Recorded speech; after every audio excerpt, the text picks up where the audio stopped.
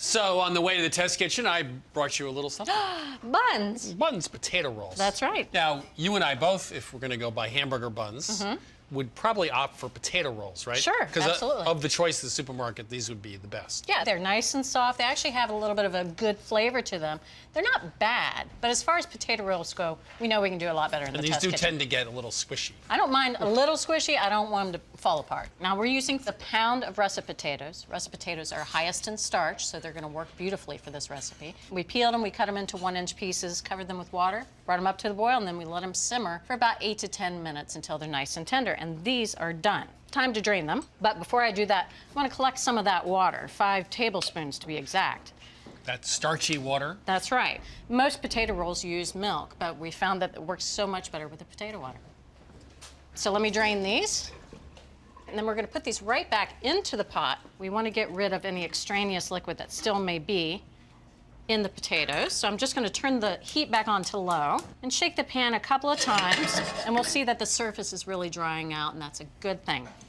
All right, you can see the surface of the potatoes starting to look nice and dry. Now we're going to bash the heck out of these potatoes because we want to release those starch cells, break them wide open so more moisture can evaporate.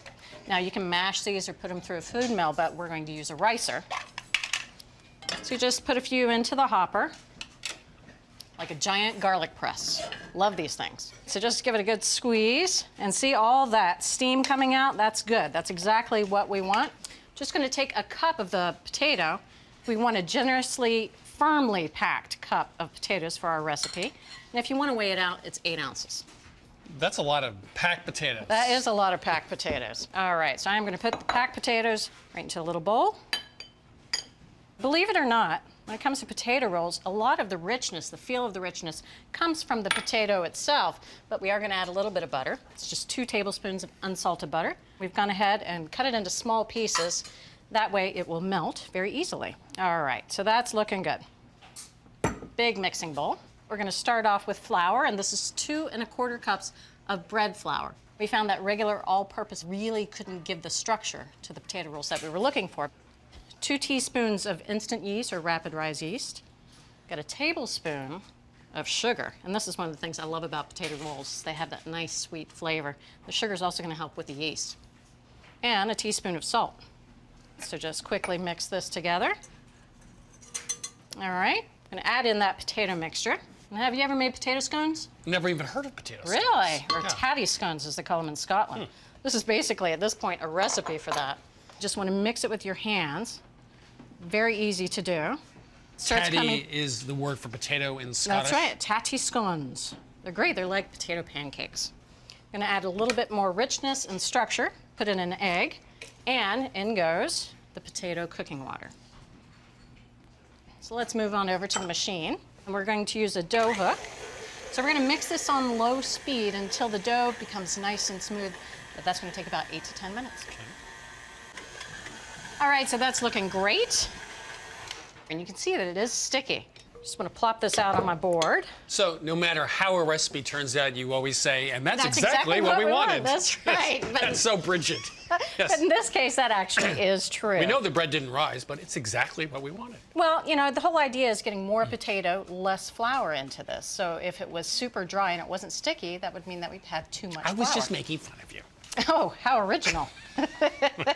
So I'm just going to shape this into a nice little ball here. And I'm going to put this right into a greased container. And these big measuring cups are great because they give us a starting volume amount. Just pat it down so we can kind of get a gauge of where we are at the beginning. I'm going to put a little bit of plastic on top. Now, you would think that a dough like this would take forever to rise. It has all the potatoes in there. It's got the egg, got a little bit of butter. But believe it or not, this is going to double in size in just 30 to 40 minutes. And that's because all that potassium in the potato and then in the cooking water, that's why we added it back in, it's going to really help things move along. All right, Chris, as promised, it's doubled in size. It's only about a half an hour. So we're ready to proceed. You never let me down. Well, at least not today. So we're just going to dump this out onto a counter, and I'm feeling it. It's quite sticky, but I'm going to see if I can get away without using any flour. Oh, that is a beautiful dough. Just want to pat this into a nice 8-inch square, making sure it's relatively the same thickness. So that looks good.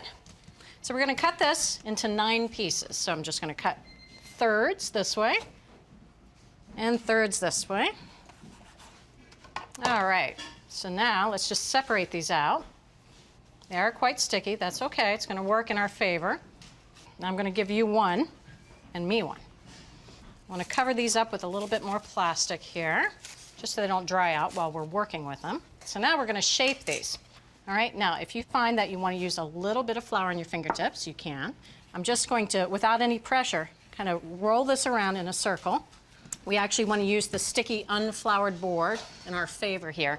And the stickiness of the board is going to cause it to kind of tighten, form a perfect little circle. So let's just space them out on a sheet here, and I've greased this sheet. Now we do want to cover these up. So we're not going to go ahead and flatten these into bun-like shapes yet. We need to let them rest. There's a lot of gluten that's been developed there. So we'll let them sit here for about 15 minutes before we proceed. All right, so they've had their nap. So this time I am going to lightly sprinkle some flour on the bench. I'll just take one of these, and then I'm going to pat it down. What I'm basically trying to do is get rid of any large pockets of air at this point. And we're looking for about a 3.5-inch round. Done. All right, there we go. Now these look great. This is the second rise. We're proofing. So we're going to take some plastic wrap, cover these up. We're going to let these, again, double in size, about 30 to 40 minutes. All right, so the buns are rested and they've risen. We're going to dress these with a little bit of an egg wash, a teaspoon of water, and a pinch of salt. An egg. Actually, I would prefer to eat them now before they're baked. Like cookie dough ice cream. You like bread dough? Yeah. All right, nicely coated. Now, this is an optional step. I'm going to sprinkle this with a tablespoon of sesame seeds. I love sesame seeds on buns. And they're untoasted, too, because they're going to toast right in the oven. And I've gone ahead and preheated the oven to 425 degrees. And the oven racks are at the middle position and the upper middle position. Now we're going to bake these until they're nice and golden brown. That's going to take about 15 to 18 minutes. Of course, I'm going to go in there halfway and switch the pan positions and switch the racks. But then after that, once they're done, we're going to take them out and then let them sit on a wire rack for about 5 minutes, and then we can eat them. All right, Chris, it's been 5 minutes, and it's time to tuck into the buns. Just going to use a serrated bread knife. And as a treat, you can't have a burger bun without a burger. We did all of this just to have a cheeseburger, right? Kind of. Was that was the deal? Perfect. Ready? I am so ready.